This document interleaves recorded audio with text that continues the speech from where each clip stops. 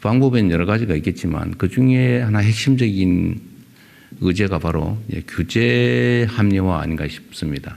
정부는 각 분야의 활동을 진흥하기도 하고 또 억제하기도 하는데 대개 관료화되면 그런 게 있죠. 편하게 또 고정관념, 기성관념에 의해서 권한 행사를 하게 되고 그게 이제 현장에서는 큰 족쇄로 작용하는 경우도 있습니다. 또 하나는 이런 것도 있죠. 이제 이해관계가 충돌하는 경우입니다. 예를 들면 기업 활동을 원활하게 하기 위해서 자유롭게 많은 걸 풀어주면 사회의 안전, 국민들의 안전 또는 뭐 보안 이런 데 위해를 가할 가능성이 커지죠.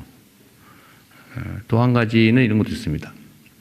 우리가 오늘 얘기할 것 중에 하나이기도 한데 재생에너지를 활성화하기 위해서 규제를 완화해서 뭐 거리 제한이나 이런 걸 막 풀어주거나 이러면 동네 사람들은 동네 흉물 됐는데 아무런 이익도 없고 소수의 업자들이 그 혜택을 다 차지하니까 이해관계가 충돌하죠. 네, 이런 걸 잘 조정하는 게 중요하지 않을까 싶습니다. 그러나 중요한 거는 그게 바로 정부의 역할이라고 할 수 있는데 이해관계가 충돌하면 그걸 회피하기 위해서 규제를 할 게 아니라 잘 조정해 주면 되죠. 예를 들면 재생에너지, 특히 태양광 이런 시설들을 동네에다 할 때 뭐 주택, 주거 지역으로부터 멀리 떨어져서 해라. 보기 싫다. 또 재해위험 발생한다. 이렇게 하면 재해위험을 최소화하게 하고 주민들이 막 환영하게 하는 혜택을 함께 나누게 제도화하면 반대할 이유가 없겠죠. 그럼 굳이 이렇게 엄격한 이격거리를 강제할 필요는 없을 겁니다. 이런 게 이해관계를 조정하는 것일 테고요. 또 예를 들면 어떤 규제를 해제하면 국민들의 예를 들면 생명과 안전 또는 개인정보 이런 게 침해된다. 이렇게 얘기하면 그 위험성을 또 최소화시키면 되지 않습니까? 위험하니까 아예 하지 말자. 제가 자주 드는 예로 구덕이 생길 것 같으니까 아예 장 담그지 말자. 장 못 당기게 하자. 이렇게 할 게 아니고 구덕이 안 생기게 하면 되죠. 보안장치를 철저하게 하고 장은 잘 담궈서 먹고 규제도 마찬가지 아닌가 싶습니다. 위험하면 위험 요소를 최소화할 수 있다면 그 규제는 정리할 수 있겠죠. 특히 오늘도 문화 분야 K컬처 관련된 규제 완화 얘기도 한번 해볼 텐데 이 부분도 사실 문화 영역은 규제라고 하는 게 그렇게 많이 필요할까라는 생각이 들기도 하지만 또 한편으로 보면 통제의 필요성이 있는 영역이 일부 있죠. 근데 뭐 김대중 대통령이 말씀하신 유명한 얘기죠. 또 뭐 대체적으로 통용되는 원칙이기도 한데 뭐 8길이 원칙이라고 합니까? 지원은 하되 간섭은 안 한다. 그게 대원칙인데도 불구하고 여러 가지 규제들이 있어요. 근데 우리가 앞으로 재생에너지 분야 또 바이오 분야 포함해서 문화 분야 이 부분을 산업으로 크게 진흥하려고 하는데 거기도 장애 요소가 있다면 현장의 얘기들을 충분히 들어보고 수용 가능한 범위 내에서 위험 요소들은 다 최대한 제거하면서 자유롭게 창의성을 발휘할 수 있도록 해야 되지 않냐라는 생각이 듭니다. 저번에는 뭐 인공지능 또 자율주행 로봇 분야에 대한 규제 합리화 얘기를 했는데 오늘은 바이오, 재생에너지 그리고 K컬처 분야에 대한 규제를 어떻게 합리화할 것이냐. 필요한 규제는 강화하고 불필요하거나 꼭 필요하지 않은 규제는 완화 또는 철폐하는 그런 논의들을 하게 될 텐데 각 분야에서 많이 준비했을 테니까 함께 토론해 보도록 하겠습니다. 네, 고맙습니다. 네, 말씀 감사합니다. 자, 그럼 이제 본격적으로 회의를 시작해 보겠습니다. 먼저 국무조정실장께서 정부가 규제기관에서 지원 육성기관으로 거듭나는 규제 합리화 계획을 발표해 주신 후에 논의를 시작하겠습니다. 자, 여러분께서는 앞쪽에 TV 화면을 봐주시면 됩니다. 자, 국무조정실장님 발표해 주시기 바랍니다. 예, 안녕하십니까. 국무조정실장 윤창열입니다. 오늘은 규제 패러다임의 전환, 핵심 산업 육성 지원을 위한 규제 합리화를 주제로 발표하겠습니다. 정부는 신산업 성장과 미래 먹거리 창출을 위해 노력을 하고 있지만 여전히 기업과 민간의 기대에는 미치지 못하고 있습니다. 이제 정부가 규제기관에서 탈피해서 신산업 지원 중심 기관으로 역할 전환을 해야 할 시점입니다. 오늘 회의에서는 지난 1차 회의에서 다뤘던 인공지능에 이어서 바이오, 문화 콘텐츠, 환경 에너지에 대해 논의하도록 하겠습니다. 먼저 바이오 산업입니다. 서울은 임상시험 세계 2위 도시이고 우리나라의 바이오 의약품 수출은 세계 10위를 기록하는 등 우리의 잠재력은 상당히 높습니다.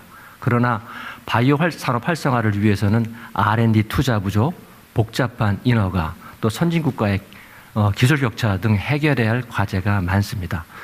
반면에 미국은 혁신 신약 허가제를 통해서 희귀 중증 질환 치료제 개발 초기 단계부터 FDA 전담팀이 배정되는 등 배정하여 허가 기간을 단축하는 등 상당히 정부가 지원에 나서고 있습니다.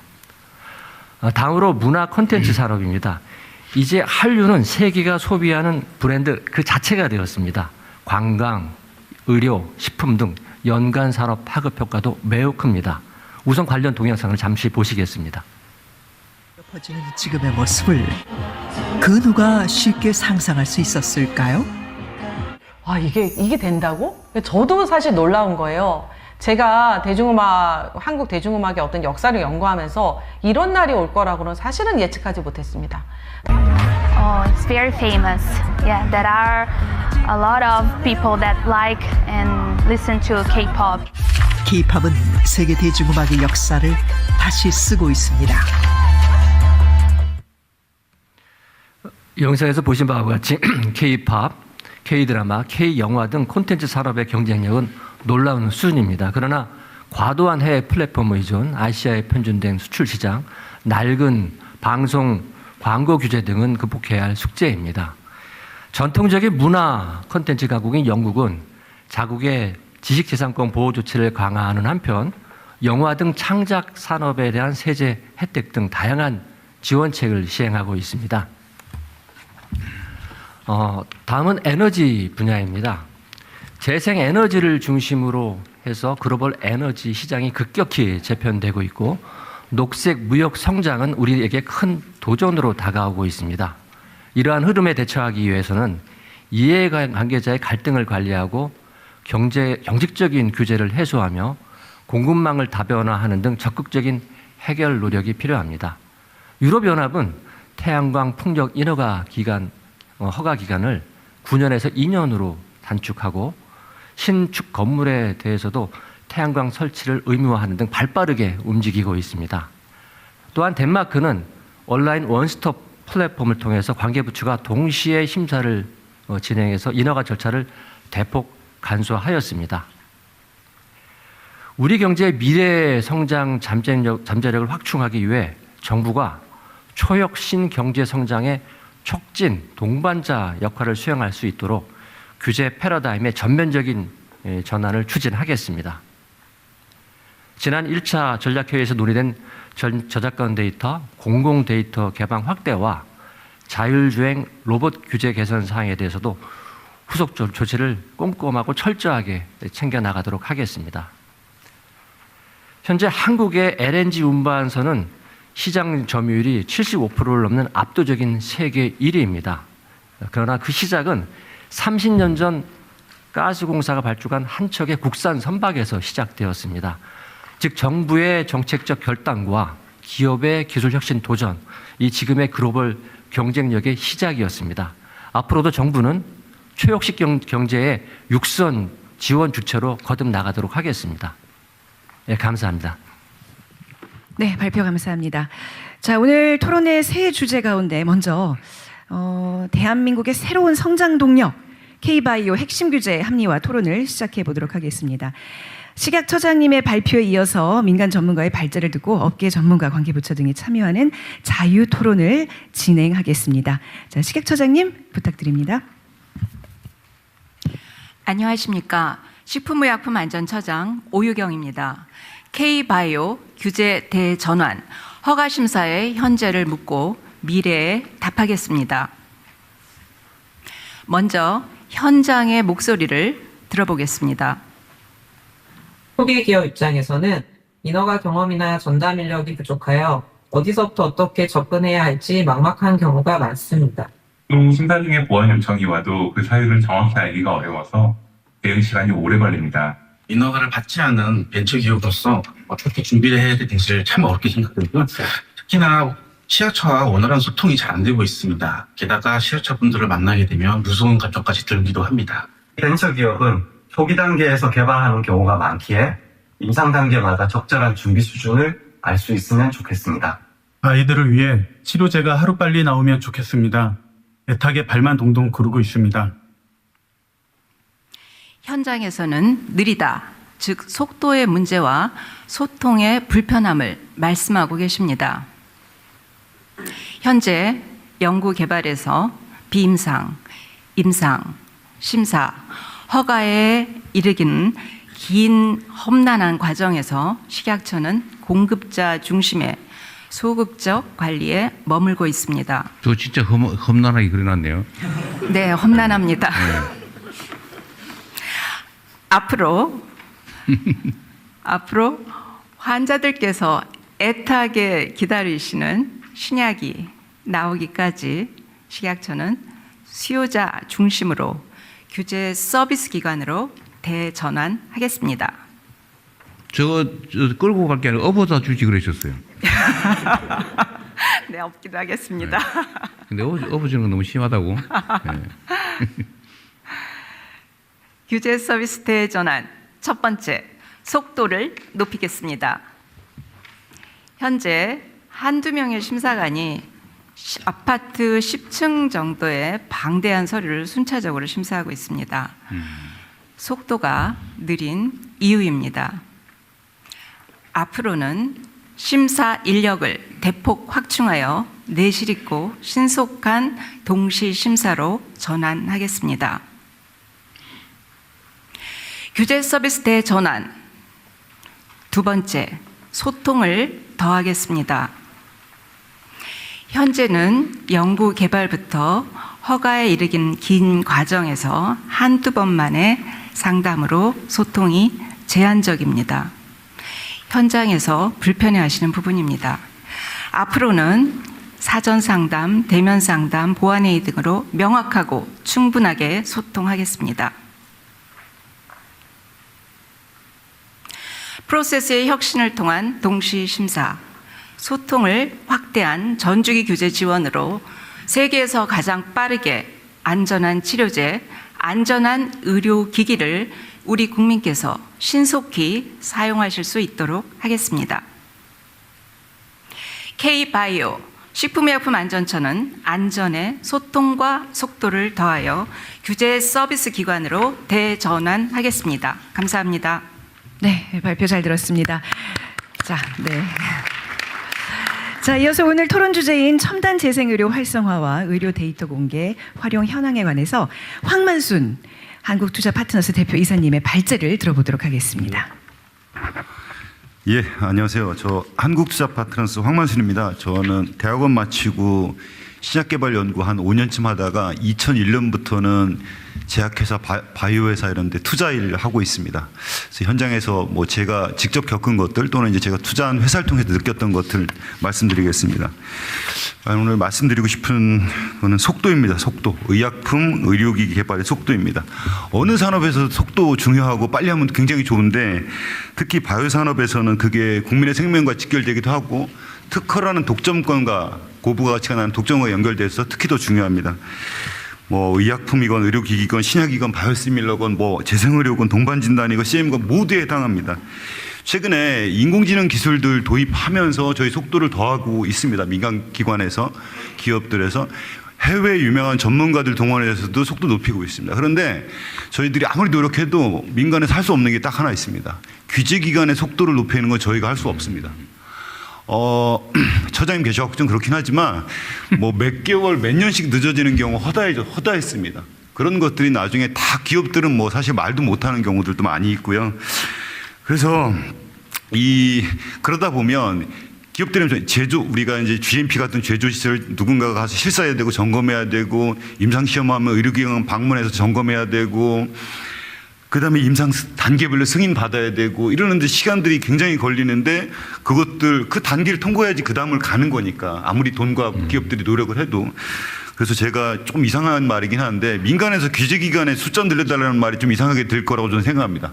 그런데 제가 말씀드리고 싶은 거는 식약처에서 전문 인력의 절대 인력들이 좀 늘어났으면 좋겠습니다. 그래서 저희가 뭐 지난번 사실 9월 5일 때 혁신토론 때 대통령님이 뭐 전 세계 속도 제일 빠르게 해주시겠다라고 말씀하셨던 거 기억나는데 이게 그냥 몇십 명 정도 갖고 될 것 같지 않고 뭐 굉장히 많은 숫자들이 투입돼야지 이게 글로벌 리더가 될 수 있지 않을까 생각해서 오늘 뭐 주제도 그런데 규제가 성장의 동반자가 될 수 있으면 좋겠습니다.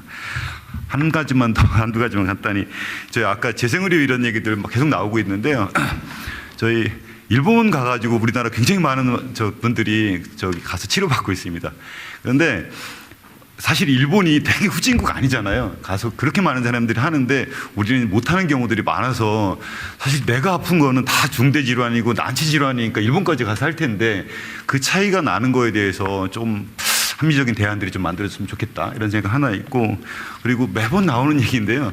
의료 데이터 활용, 대한민국이 의료 데이터가 가장 좋은 나라라고 합니다. 정확하고 양도 많다고 합니다. 그런데 인공지능 시대에 이거 빨리 활용하지 않으면 몇 년 지나면 이거 아무것도 아닌 걸로 흘러갈까 봐 너무 걱정이 되고 그래서 이것까지 대안이 좀 마련됐으면 좋겠습니다. 이상입니다. 우리 다른 분 또 얘기 없으시면 우리 청장님 준비된 게 있겠죠? 예. 아까 보니까 뭘 잘 하겠다 이런 정도밖에 구체성이 많이 좀 결여되어 있는데. 예. 인력이 충분히 확보되면 식약처에서는 세계에서 가장 빠르게 240일로 목표를 정하고 달려가겠습니다. 인력이 얼마나 더 필요한데요? 300명이 필요합니다. 300명? 순증 인원이 300명이 증원돼야 된다 그 말이에요? 네. 비용은 어떻게 하고? 비용은 사실 공무원의 인건비가 300명 정도면 150억 정도입니다. 그렇게 많지 않습니다. 150억으로 우리가 4천조 해외 시장을 공략을 해볼 수가 있습니다, 대통령님. 연간 150억. 네. 근데 우리나라는 심사료가 너무 싸다면서요?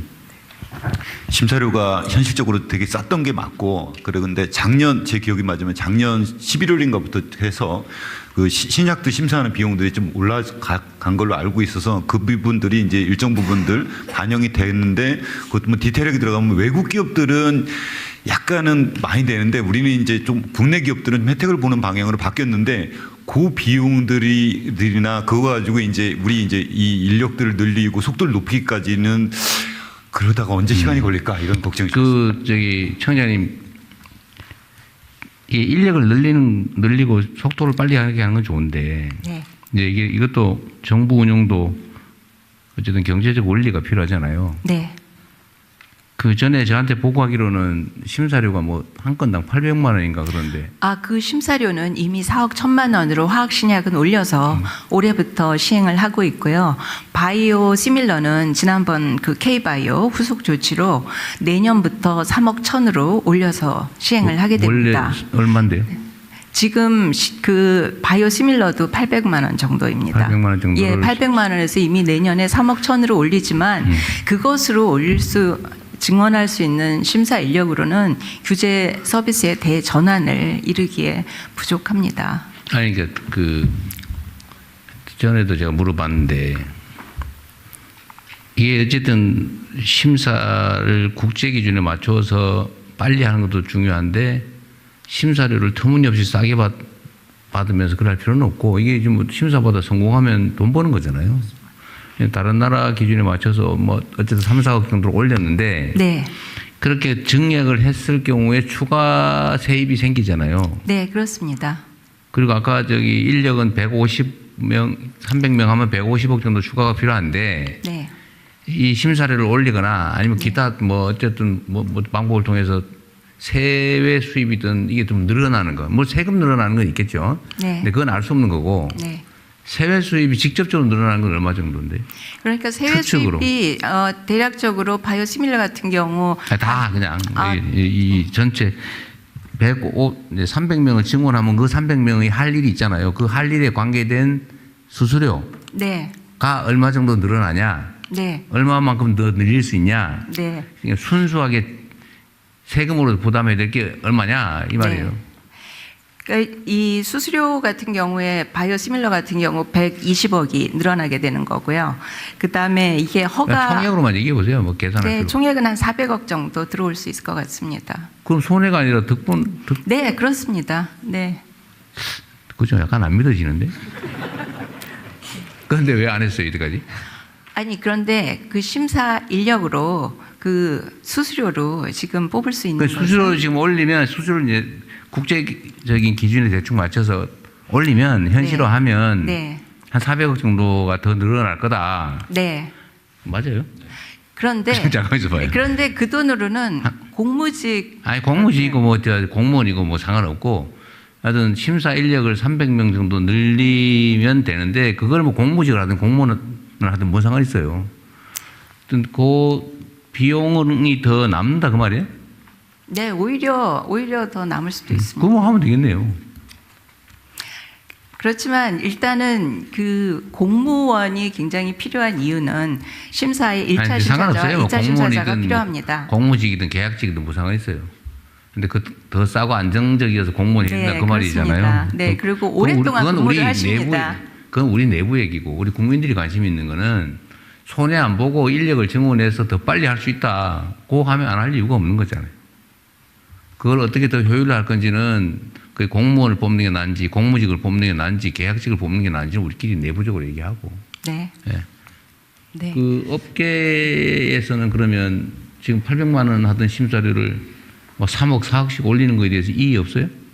속도가 빠른 게 죄송합니다. 속도가 빠른 게 훨씬 더 중요하다고 생각합니다. 800만 원은 언제부터 800만 원인데 그게 왜 800만 원인지 저도 사실은 이해가 안 되고요. 근데 3억이든 4억이든 그게 빨리 출시됐을 때 최초의 선점 효과가 훨씬 더 크기 때문에 그 정도 들어가고 성공 가능성에 대해서 배팅 가능합니다. 다른 업계들의 일반적인 의견도 그래요?